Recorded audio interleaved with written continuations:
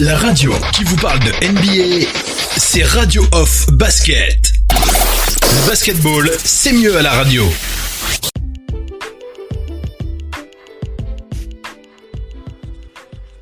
Bienvenue les amis, bienvenue sur le parquet de la radio. Vous avez reconnu ma voix, c'est bien moi, Oncle Phil Basket. Pour cette quotidienne FM NBA, comme à notre habitude, on fait le point sur l'actualité de la NBA. C'est parti, on va enchaîner avec quelques infos avant de faire le point sur les résumés des matchs de la nuit. Encore des passions, encore du suspense, encore des pleurs et des cris sur le parquet de la radio off. On commence donc par, je l'ai dit, on commence par quelques infos. On va du côté des Pacers d'Indiana. Les Pacers d'Indiana qui ont donc été éliminés par le Heat de Miami et qui ont donc quelques décisions, en tout cas 2 décisions très très importantes à prendre suite à leur élimination donc à ces playoffs. On va simplement rappeler qu'après 5 éliminations de suite au premier tour, dont les 4 dernières avec Nate McMillan aux commandes, les Pacers ont décidé d'opérer un changement radical en se séparant de leur coach. Nate McMillan avait pourtant réalisé un travail solide, 3e plus gros total de victoires de l'histoire des Pacers avec 183 matchs gagnés, mais aussi joué de malchance avec des blessures dans les moments importants, les moments opportuns. Moment opportun. D'ailleurs, le président des Pacers, Kevin Pritchard, avait déclaré dans les médias concernant son ex-head coach que personne ne peut remettre en doute le travail de Nate McMillan aux Pacers. Il le considère comme un ami, il espère le faire encore longtemps. Il mérite beaucoup de crédit après avoir installé une identité solide et il croit fermement qu'il aura de nouvelles opportunités très rapidement. Alors pourquoi prendre la décision de le licencier? Il a déclaré: les 2 dernières années, on a terminé la saison avec un goût amer dans la bouche. Pour moi, il fallait que les choses changent. J'en suis responsable. Je suis le président de la franchise et je veux tout simplement qu'on soit meilleur que 4 défaites rapides en playoff. Les dirigeants vont donc devoir chercher un nouveau coach. Et Kevin Pritchard n'écarte aucune possibilité. Il aimerait avoir un coach avec une approche un peu plus moderne, mais ce nouvel entraîneur pourrait être quelqu'un d'expérimenté, comme un nouveau dans le circuit. L'avenir. L'autre grand dossier des Pacers, en plus du head coach, c'est le dossier Victor Oladipo, les amis. Et oui, Victor Oladipo est libre de signer. Il peut signer une prolongation pendant l'intersaison, mais si ce n'est pas le cas, Victor Oladipo pourra être free agent, il pourra quitter les Pacers. Certes, les Pacers pourront lui proposer un contrat plus long, avec une excellente rémunération, mais le risque de le voir partir semble réel. Alors, où en sont les discussions avec Victor Oladipo? Le président des Pacers, Kevin Pritchard, a évoqué un bon dialogue entre le joueur et la franchise. Il a rajouté: on a la sensation de ne pas être pressé pour prendre une décision avec Victor. Il est encore avec nous pendant une année de plus. L'année prochaine, on pourra s'engager dans des négociations durant lesquelles on aura des avantages. Mais ça restera sa décision. Il a été assez constant dans ses propos. Il veut gagner. On peut mettre en place une équipe qui peut faire de belles choses en playoff. Il a réalisé un énorme sacrifice pour revenir et jouer dans la bulle.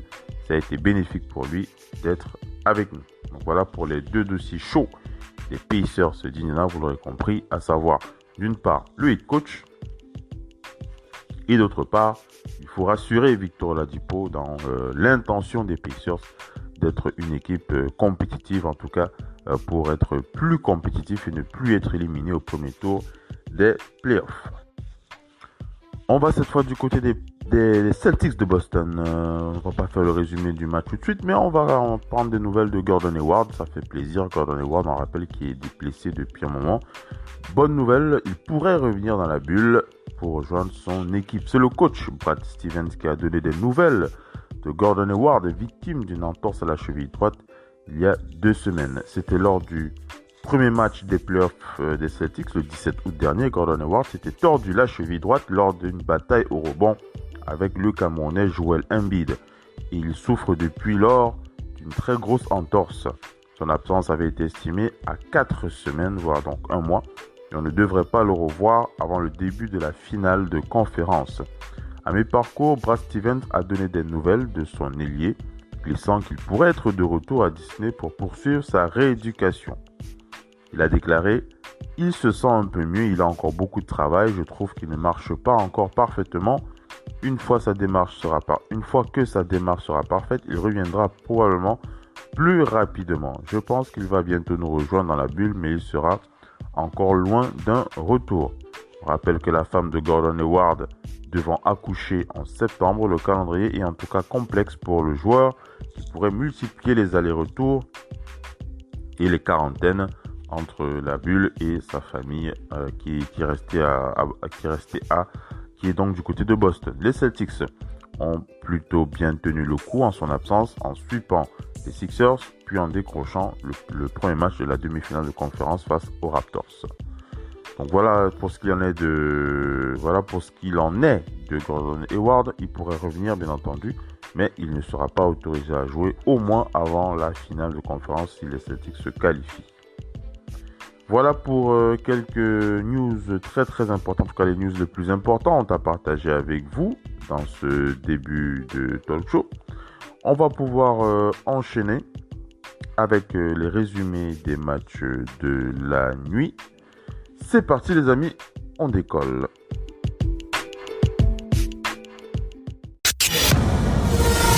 La radio qui vous parle de NBA, c'est Radio Off Basket. Le basketball, c'est mieux à la radio. 10 assists, a playoff career high, joined by Marcus Smart in the backcourt. He was in Daniel Tice, who had 15 rebounds in game one. As for the Raptors, they need more out of it, so no traveling violation. Lowry on Tatum, rejection by Tice, and then 3 points per game in the regular season has a great chance to make one of the All-NBA teams. Siakam, in just his fourth NBA season, good find in a series for Toronto. It was a wire-to-wire win for Boston in game one. Here's Smart on the spot up, good for three. Voilà les amis, vous l'aurez compris, on va enchaîner avec le résumé de ce match 2 qui a donc opposé les Raptors de Toronto aux Celtics de Boston. On va rappeler qu'on a assisté à un chassé-croisé en début de rencontre et c'est les Raptors qui ont finalement passé le premier run avec un 9-0 dans le sillage de Pascal Siakam, OG Anunoby et Fred VanVleet, run auquel les Celtics ont rapidement répondu par un 8-0, notamment grâce à Jaylen Brown, dont un tir à 3 points et une faute sur une tentative de loin, 17 partout. Serge Ibaka, OG Anunoby ont remis les Raptors en tête avec des 3 points d'Ibaka et d'Anunoby, mais Robert Williams a fait une énorme entrée en jeu pour ramener les Celtics à l'aide d'un tir à 3 points de Jason Tatum. Avec 10 points à 5 sur 5 de Williams et un dernier tir de ce dernier, les deux équipes étaient à égalité 28 partout. Le début du second quart-temps a été très laborieux pour les deux équipes, maladroites et en difficulté pour trouver des positions, notamment les Raptors de Toronto, alors que les Celtics de Boston gaspillaient surtout beaucoup de ballons. Avec les 7 premiers points signés de Jason Tatum et un tir primé de Daniel Theis, les Celtics de Boston ont pris la tête du score 38-34. Les Raptors ont finalement trouvé un peu d'adresse dans le sillage d'un excellent Fred VanVleet pour passer un 7-0, mais une nouvelle fois, la réponse de Boston a été immédiate. Jaylen Brown a planté 2 tirs à 3 points avec l'aide de Jason Tatum, qui a permis un 10-0 pour les Celtics de Boston pour virer en tête malgré un tir au buzzer à 3 points du Camerounais Pascal Siakam, 50-48. À la pause, Jason Tatum et Jaylen Brown comptaient 30 points alors que Kemba Walker affichait un terrible 0 sur 8 au tir. Sous l'impulsion d'un excellent OG Anunoby, auteur de 2 tirs à 3 points pour bien démarrer la seconde mi-temps, les Raptors étaient de nouveau passés devant 59-54 avec une excellente défense. Le jeu s'est durci et les deux équipes ont multiplié les fautes et ont eu un concours de lancers francs. À ce petit jeu, Jason Tatum a ramené les Celtics à 59 partout, puis 64 partout. Les Celtics ont très bien perturbé les Raptors ont très bien perturbé l'attaque des Celtics avec un passage en zone et provoqué des ballons perdus, alors que de l'autre côté, OG Anunoby à 3 points, puis Serge Ibaka à 2 reprises de loin leur permettait de passer un 11-0 pour s'envoler, 78-66. Jason Tatum a mis fin à la série en inscrivant les 4 derniers points du carton pour ramener un peu les Celtics 78-70. Marcus Smart a effectué un incroyable début de dernier carton avec 5 tirs à 3 points, donc un avec la faute en 4 minutes pour propulser les siens en tête 86-85. Le suspense est à son comble alors que les Raptors tentaient de résister à la tempête des Celtics avec Kyle Lowry et Ojanobi 86-85 avec l'aide de Kemba Walker. Puis, suite à une tentative à 3 points ratée de Marcus Smart, enfin, Jason Tatum a récupéré le ballon pour planter un tir à 3 points et assommer les Raptors 93-87. Il restait 5 minutes 41 à jouer, soit un 23-9 pour entamer le carton. En galère, en attaque, avec beaucoup de shoots ratés à 3 points, mais aussi des ballons perdus. Les Raptors ont encaissé un 9-0 et n'avaient que leurs yeux pour pleurer, ce qui a permis aux Celtics d'être en position idéale à l'entame du dernier carton avec 8 points d'avance. Pascal Siakam a mis fin à ce run sur 2 lancers francs et après une belle défense, Fred VanVleet a remis les Raptors dans le match 95-92. Jason Tatum a stoppé la série sur 2 lancers et Kemba Walker a fait très mal à Boston avec un shoot à 3 points avec moins de 2 minutes à jouer. 194, le suspense une fois de plus monté d'un cran, la température encore plus haut. Serge Ibaka a ramené les siens à 2 possessions sur une faute offensive. Jason Tatum s'est plaint et a été sanctionné d'une faute technique. Après avoir mis le lancer franc sur la possession, Lowry a obtenu une faute et est rentré. Lowry a obtenu donc une faute. Donc je disais donc que Jason Tatum a stoppé la série sur 2 lancers et Kemba Walker a fait très mal à 3 points avec un shoot qui a mis son équipe dans une bonne position. Donc je disais, score 100-94. Serge Ibaka a ramené donc les siens à 2 possessions et sur une faute offensive, Tatum s'est plaint et a été sanctionné d'une faute technique. Après avoir mis le lancer sur la possession, Lowry a obtenu la faute et a rentré 2 lancers francs à 3 points de plus. Score 100-99 à 61 secondes à jouer.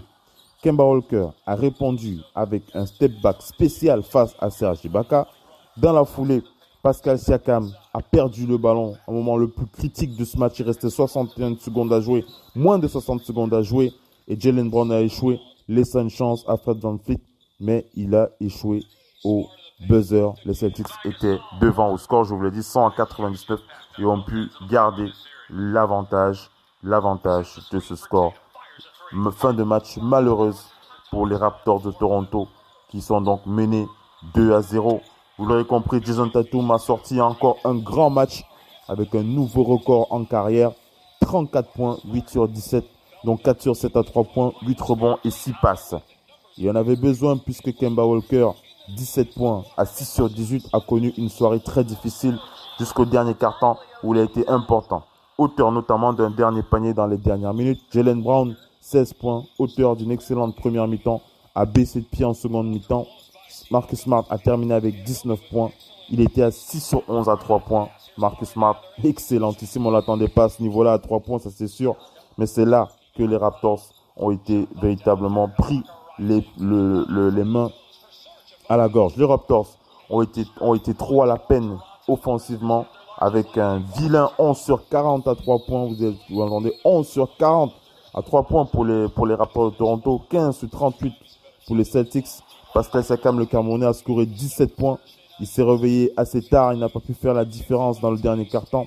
Fred VanVleet a ajouté 19 points. Kyle Lowry a arrosé avec 16 points. Ojanobi était le meilleur scoreur des Raptors avec 20 points. Serge Ibaka a compilé 17 points et 9 rebonds en sortie du banc. On rappelle donc que catastrophique à 3 points lors du premier tour, il était à 2 sur 17. Marcus Smart s'est transformé en Stephen Curry face aux Raptors dans ce Game 2. Marcus Smart a fait basculer la rencontre à lui seul en début du dernier acte alors que les siens étaient menés de 8 points en plantant 5 tirs à 3 points à 3 minutes de la fin. Jason Tatum et Kemba Walker ont fait le reste du boulot avec notamment un excellent step back spécial du meneur Kemba Walker sur la tête des Raptors dans la dernière minute et ils l'ont remporté sur un score de 102 à 99. Voilà, vous l'aurez compris. Défaite des Raptors de Toronto. C'est vraiment difficile pour cette équipe qui va devoir se réveiller dans le Game 3 les carottes semblent cuites, mais il ne faut pas jeter la peau de l'ours avant de l'avoir tué. On est déçu pour les Raptors, mais c'est ça, c'est la vie, c'est le basket. On enchaîne avec la suite du Talk Show. La radio qui vous parle de NBA, c'est Radio Off Basket. Le basketball, c'est mieux à la radio. On that opening possession as Jordan Clarkson dribbled out the entire possession pretty much for Utah without getting a shot. Murray kicks it out to Torrey Craig from deep. Gobert with yet another rebound. His seventh of the ball game. Mitchell cross court. Michael Connolly has struggled. That one rimmed out. Gobert inside. Had it knocked to Wemley with those quick hands, made the play. Harris inside. Voilà les amis, on enchaîne avec ce Game 7 qui a opposé donc le Jazz d'Utah aux Nuggets de Denver. Nous l'avions prédit, cette série qui devait aller jusqu'à un Game 7 et c'était effectivement le cas. Et les Nuggets qui ont certes dans ce match gâché 19 points d'avance avant de s'imposer à la fin 80-78. Oui les amis, ce sont bien les Nuggets qui se sont imposés dans ce Game 7 face au Jazz cette nuit. Mais la victoire est là. 4 sur 3 grâce à un shoot de Nikola Jokic. Nikola Jokic, 30 points, 12 sur 23 au tir, 14 rebonds et 4 passes. Nikola Jokic qui a réussi le tir qui donne la victoire à son équipe à 27 secondes de la fin. Alors que le Français Rudy Gobert, qui était à 19 points, 18 rebonds, venait d'être servi sur un alley-oop quelques secondes plus tôt pour égaliser au score. Après le panier de Nikola Jokic, Donovan Mitchell s'est fait voler le ballon sur la première possession suivant le temps mort du Jazz, mais Torrey Craig a manqué son lay-up de l'autre côté. Le Jazz a pris le rebond, Mike Conley a pris un tir à 3 points au buzzer, mais le ballon a touché le fond du cercle. Donovan Mitchell à l'opposé, les bras en l'air, d'abord pour appeler la balle, puis pour éventuellement fêter le shoot réussi par son meneur, s'est tout simplement écroulé sur le sol. Game over. Les Nuggets avaient gagné. Jamal Murray lui a terminé le game avec 17 points à 7 sur 21 au tir et 4 passes décisives. On rappelle qu'en contrôle sur la première mi-temps avec une avance de 19 points en début du troisième quart-temps, les hommes de Mike Malone ont encaissé un 9-0 personnel de Donovan Mitchell. Puis Mike Conley a encore un peu plus réduit l'écart sur un 3 points 55-48 et 65-60. Suite à un 2+1 signé Rudy Gobert pour les derniers points de la période. Le Jazz, limité à 15 points dans le deuxième quart-temps, est mené 50-36 à la pause, a ensuite marqué les 8 premiers points du quart-temps pour passer devant 68-65. 2 paniers intérieurs de Jokic et un lancer franc par Gary Harris ont ensuite permis aux Nuggets d'égaliser à 70 partout à 5 minutes 23 de la fin du match. Les Nuggets deviennent donc la 12e équipe de l'histoire et la première à le faire depuis les Cleveland. Ils ont remonté un déficit de 3-1 dans une série au meilleur des 7 matchs. Les Nuggets qui retrouveront donc les Clippers en demi-finale de la conférence Ouest. Vous l'aurez compris, une belle équipe des Nuggets de Denver et le mano à mano. Enfin, les deux joueurs que l'on suit dans cette série, Donovan Mitchell et Jamal Murray, étaient moins en feu que lors des derniers matchs, mais les Nuggets avec un incroyable, je l'ai dit, Nikola Jokic, grâce à son shoot sur les dernières secondes, a permis donc aux Nuggets de s'imposer 80-78. Nikola Jokic, je l'ai dit, 30 points, 12 sur 23 au tir, 14 rebonds, 4 passes décisives qui donnent la victoire finale à son équipe. Donc les Nuggets Denver. Jamal Murray a terminé le game avec 17 points, il était à 7 sur 21 au tir et 4 passes décisives. Du côté du Jazz, Donovan Mitchell était à 22 points, 9 sur 22, 9 rebonds, 9 ballons perdus quand même de la part de la star du Jazz d'Utah. Mike Conley était à 8 points, 2 sur 13 au tir, 7 passes, il a été très très maladroit et Donovan Mitchell n'avait que ses yeux pour pleurer. Vous l'avez vu, on l'a vu s'écrouler carrément sur le sol, Donovan Mitchell, à mettre les mains sur la tête. Il était très très peiné de la défaite de son équipe et on a vu une belle accolade avec Jamal Murray qui s'est dirigé vers Donovan Mitchell, les deux joueurs qui se sont pris les bras l'un dans l'autre et puis cette accolade très très franche et pleine de respect a ému véritablement tous les acteurs de ce moment. On a vu ces deux hommes se faire une belle accolade et ça faisait plaisir de voir ces deux guerriers, on va dire ça comme ça, se saluer pour mettre en lumière véritablement le respect que les deux équipes ont l'une pour l'autre au bout de ces 7 matchs. Les Nuggets qui sont donc qualifiés pour la demi-finale et qui vont donc affronter les Clippers de Los Angeles, notre cher Kawhi Leonard et Paul George.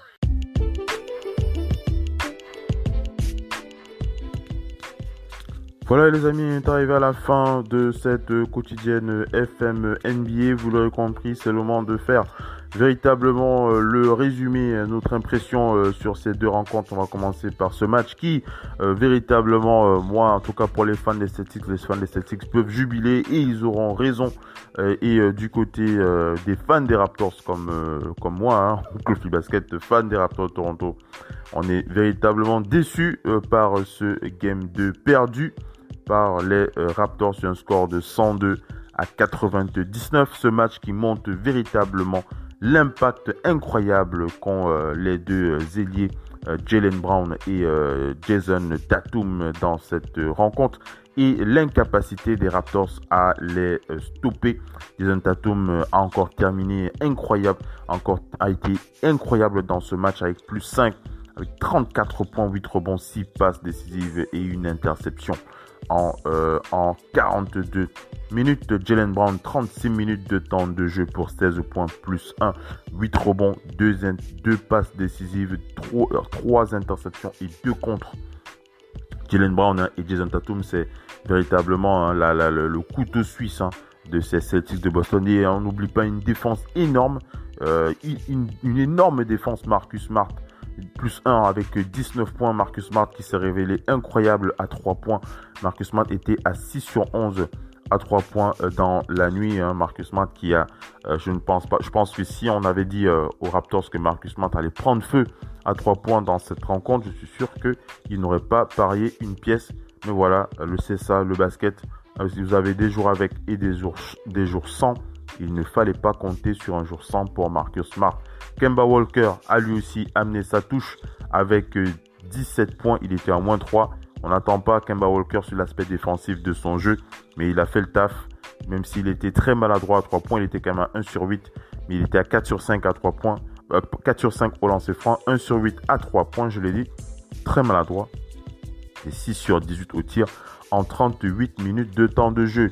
Une équipe des Celtics de Boston qui a véritablement très bien défendu. Très peu de joueurs, ils n'ont que 2 joueurs en plus-minus négatif, à savoir Kemba Walker et Wanamaker, qui est à moins 3, mais Wanamaker n'a pas beaucoup joué, il a eu 9 minutes de temps de jeu. Les Celtics qui ont démontré qu'ils ont une meilleure défense que les Raptors de Toronto, une meilleure attaque que les Raptors de Toronto. On vous l'a dit, c'est une équipe faite pour les playoffs et les Raptors ont véritablement à cœur, en tout cas, d'apprendre de cette équipe. Les Raptors qui ont été très décevants, même si les remplaçants n'ont pas vraiment aidé dans cette équipe, avec un Norman Powell en sortie du banc qui a eu 13 minutes de temps de jeu pour moins 12, 4 points. Serge Ibaka en sortie du banc a été moins efficace avec 27 minutes de temps de jeu, 7 sur 12 au tir, 3 sur 5 à 3 points. Il était à moins 10 en plus-minus pour 17 points. Des difficultés en défense de la part de Serge Ibaka, ça a payé cher. Chris Boucher n'a eu que 9 minutes, il n'a même pas mis un shoot, il était à 0 points. Beaucoup de questions à poser. Le 5 majeur des Raptors de Toronto a été moyen. 20 points pour Ginobili pour plus 6. Moins 2 pour Pascal Siakam pour plus 17. Plus 9 pour Kyle Lowry pour 16. Et 19 points pour moins 3 pour Fred VanVleet. Le 5 majeur qui a globalement fait le taf. Mais beaucoup de questions à poser dans le planning de décision de Nick Nurse. Pourquoi mettre Serge Ibaka sur le banc alors que lors des succès des Raptors la saison dernière, Serge Ibaka était titulaire? Pourquoi ne pas utiliser l'impact défensif du duo Serge Ibaka et pas Pascal Siakam comme ce fut le cas l'année dernière? Pourquoi ne pas donner du temps de jeu à Chris Boucher pour mettre la pression sur Jaylen Brown ou alors sur Jason Tatum qui a complètement brillé. Pascal Siakam n'a pas pu une fois de plus stopper Jason Tatum. On me dira qu'on attendait Pascal Siakam au scoring. Même au scoring, ça n'a pas été le cas. Avec 17 points, il a été très amorphe. En tout cas, en début de match, c'est sur la fin qu'il s'est réveillé, mais ça n'a pas été suffisant. OG Anunoby était le seul joueur avec le plus d'impact dans cette équipe du côté des Raptors, avec 20 points, plus 6, 7 rebonds, une interception. Et ça, ce n'est pas normal. Ce n'est pas normal. Donc voilà. Norman Powell, voilà une autre grosse déception. Norman Powell, celui que je voyais comme le facteur X des Raptors de Toronto, est une grosse déception dans ces playoffs pour moi. Précisément, Norman Powell, Nick Nurse ne lui a donné que 13 minutes de temps de jeu. Il était à 1 sur 5, 0 sur 2 à 3 points, 2 sur 2 au lancer franc. Norman Powell et baisse clairement dans l'estime de son coach. Nick Nurse fait de moins en moins confiance à Norman Powell. Et ça, c'est quelque chose qui m'inquiète, en tout cas qui m'inquiète pour le cas de ce joueur particulièrement, qui l'année dernière faisait partie des espoirs des Raptors de Toronto. Voilà, le Game 2 est perdu, 99-102. Le momentum est pour les Celtics de Boston qui vont pouvoir appuyer où ça fait mal lors du Game 3. J'espère véritablement que les Raptors ont retenu les leçons de ces deux matchs. Un premier match, un Game 1 avec des Raptors qui ont semblé se réveiller suite aux arrêts brutaux qui se sont déroulés la semaine dernière avec les boycotts. Et un Game 2, une fois de plus, avec des Raptors qui n'avaient pas qui n'avaient pas les pieds dans leur basket. Des joueurs assez décevants, je vous l'ai dit, je ne vais pas revenir sur leur nom tout à l'heure. Et des questions sur le coaching, sur les décisions de coaching de Nick Nurse. On aura l'occasion de revenir sur cette rencontre. En tout cas, je précise que nous aurons l'analyse d'Ino Talks par notre partenaire Mike Laviol de l'Express Canada qui rentrera encore en détail dans ce match qui nous expliquera pourquoi est-ce que les Raptors n'arrivent pas à rivaliser, il faut le dire, face aux Celtics de Boston. Voilà pour cette rencontre. On va passer à la suite avec le match suivant. C'était donc le Jazz face aux Nuggets de Denver. Alors pour cette rencontre, véritablement, il n'y a pas lieu d'être déçu pour le Jazz ou alors d'être déçu pour le Jazz, il faut le dire, puisque c'est le Jazz qui perd à la fin 78-80. Sauf si vous êtes un gros fan du Jazz, vous êtes forcément déçu. Mais vous pouvez quand même être fier de cette équipe car c'est une équipe qui a passé par de grosses difficultés, notamment avec des blessures. Ils sont allés au bout d'un Game 7 face aux Nuggets de Denver, ça n'a pas été facile. On va pas revenir sur les gros exploits des deux joueurs, des deux arrières, Jamal Murray face à Donovan Mitchell. Mais on va surtout féliciter les Nuggets qui ont remonté quand même un déficit de 3-1 pour s'imposer dans un Game 7. Ça nous fait penser au final des Cavs en 2016 face aux Warriors de Golden State, mais ils sont pas encore en finale les Nuggets. Il faut pas se gausser, mais on va féliciter Nikola Jokic qui a réussi, qui a été véritablement clutch sur la fin de match pour donner la victoire à la toute fin de match, soit 80-68, un match extrêmement défensif. Les pluies à 50 points, 40 points de Jamal Murray et Donovan Mitchell, c'était terminé. Cette fois, le ballon était au sol et il fallait aller au bout de ce match. Et c'est Nikola Jokic qui a eu le dernier mot dans cette belle rencontre qui a envoyé les Nuggets en demi-finale face aux Clippers de Los Angeles. On retient l'accolade, cette belle accolade entre Donovan Mitchell et Jamal Murray, les deux joueurs qui nous réservent de belles surprises pour les années à venir. En tout cas, ça va être excitant de les voir jouer la saison prochaine, une fois de plus. En tout cas, Jamal Murray va cette fois regarder Kawhi Leonard les yeux dans les yeux et on va voir comment les choses évolueront. Bien entendu, les Clippers sont favoris, mais on a envie de croire que le Nuggets pourrait titiller véritablement cette équipe des Clippers. Pourquoi pas créer la surprise dans le Game 1 pour voir le cyborg Kawhi Leonard se réveiller. Pourquoi pas avoir une série assez disputée. J'ai envie d'y croire. Les Nuggets doivent se reposer. Kawhi Leonard et Paul George les attendent de pied ferme. Voilà pour le résumé de ces matchs. cette quotidienne FMNBA est à présent terminée. J'espère que vous avez apprécié. N'oubliez pas de partager l'info à vos proches, de nous rejoindre sur les réseaux Radio Basket, notamment sur WhatsApp. Pour ceux qui ont des soucis de méga, si vous ne pouvez pas écouter la radio sur le site officiel ou alors sur les applications communes de podcast, vous pouvez vous connecter sur WhatsApp tout simplement et nous envoyer info NBA au 00237 657 61 34 30.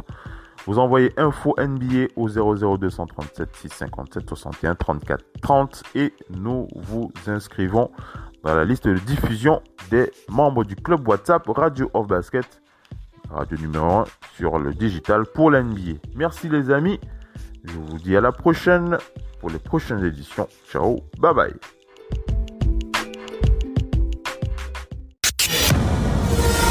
La radio qui vous parle de NBA, c'est Radio of Basket. Le basketball, c'est mieux à la radio.